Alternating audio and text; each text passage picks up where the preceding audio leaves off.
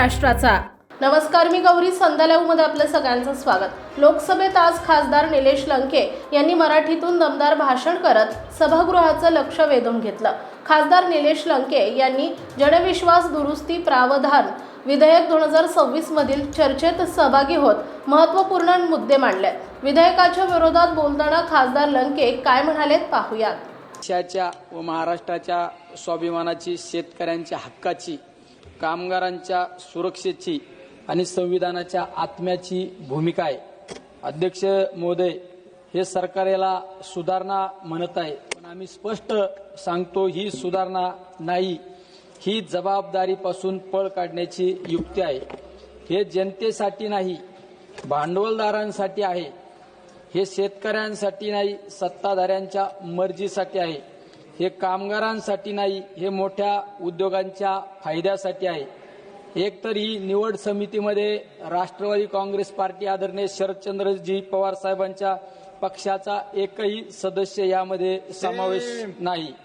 अध्यक्ष महोदय, या विधेयकात फौजदारी शिक्षेऐवजी केवळ आर्थिक दंड ठेवण्यात आला आहे। म्हणजे काय? मोठ्या कंपन्या नियम मोडतील, पैसा भरतील आणि मोकळ्या होतील, पण गरीब, लहान उद्योजक, कामगार, कंत्राटी कामगार, कर्मचारी, सामान्य नागरिक यांच्यासाठी तोच नियम म्हणजे संकट आहे। हा फायदा नाही, हा मोकळा परवाना आहे। नियम मोडा, दंड भरा, पुढे चला, हे सरकारचे नवे धोरण आहे का? कायदा सर्वांसाठी समान असेल तर शिक्षा फक्त दुर्बलावरच का? सभापती महोदय, या विधेयकामुळे सर्वात मोठा धोका कामगार सुरक्षा, सार्वजनिक आरोग्य आणि पर्यावरणाला आहे। कारखान्यात दुर्घटना झाली, सुरक्षाने मोडले, प्रदूषण वाढले, जमिनीचे, पाण्याचे, हवेचे नुकसान केले तर फक्त दंड भरून सुटका? कामगारांचा जीव इतका स्वस्त आहे का? शेतकऱ्यांच्या पाण्यावर विष पसरून जनतेच्या आरोग्याशी खेळ करून फक्त पैसे भरायचे का? शेतकऱ्यांचा अपमान सहन करणार नाही अध्यक्ष महोदय, कामगारांचा अन्याय सहन करणार नाही अध्यक्ष महोदय। महाराष्ट्राच्या जमिनीशी, पाण्याशी, माणसाची खेळ आम्ही कदापि सहन करणार नाही। महाराष्ट्राचा आवाज दमदार, कामगार एकजूट, शेतकरी विरोधात नाही। हे विधेयक केवळ दंडापुरते मर्यादित नाही, ते नियामक सवलतीचे नव्हे, नियामक दुर्बलतेचे चिन्ह आहे। अध्यक्ष महोदय, जेव्हा कायदा कठोर राहत नाही तेव्हा उद्योगांना संदेश जातो, तुम्ही मोठे असाल तर नियमही तुमच्यासाठी वागतील, आणि हेच सर्वात घातक आहे अध्यक्ष महोदय। कारण संविधानात सांगते, राज्याने लोकांच्या कल्याणासाठी सामाजिक न्याय, आर्थिक न्याय आणि राजकीय न्यायाचा पाया मजबूत करायचा असतो, पण येथे उलटे घडत आहे। जनतेचे रक्षण कमकुवत आणि मोठ्या हितसंबंधाचे रक्षण मजबूत। हे संविधानाचे नाही, हे कॉर्पोरेट सुलभता बनवण्याचा प्रयत्न आहे।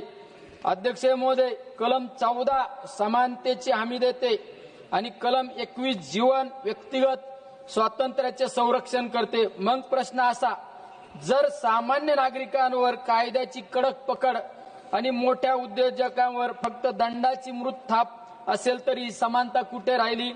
जर कामगारांच्या जीवाची किंमत फक्त दंडात मोजली जात असेल तर जीवनाचा हक्क तरी कुठे राहिला अध्यक्ष महोदय? एक देश, एक कायदा, मग दोन मापदंड कशासाठी? गरिबांसाठी कठोरता आणि श्रीमंतांसाठी सवलत, हे चालणार नाही अध्यक्ष महोदय। दोन मापदंड नको, एक न्याय, एक कायदा अध्यक्ष महोदय पाहिजे।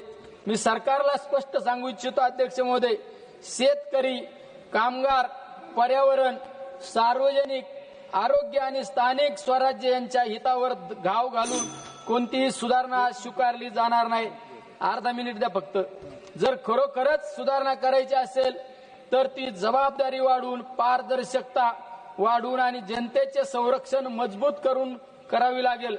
म्हणूनच अध्यक्ष महोदय, आमची ठाम मागणी आहे की हे विधेयक तात्काळ संसदीय स्थायी समितीकडे पाठवावे, सखोल चर्चा करावी।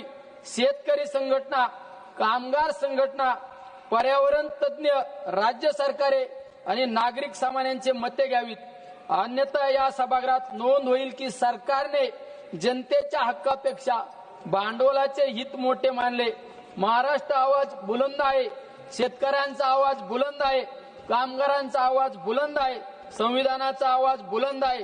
जय शिवराय, रामकृष्ण हरी. तुम्ही आम्हाला बोलण्याची संधी दिली, धन्यवाद. जय हिंद. ताज्या आणि महत्त्वपूर्ण बातम्या पाहण्यासाठी आजच आमच्या संध्या लाईव्ह न्यूज चॅनलला YouTubeवर सबस्क्राईब करा आणि बेल आयकॉन प्रेस करा.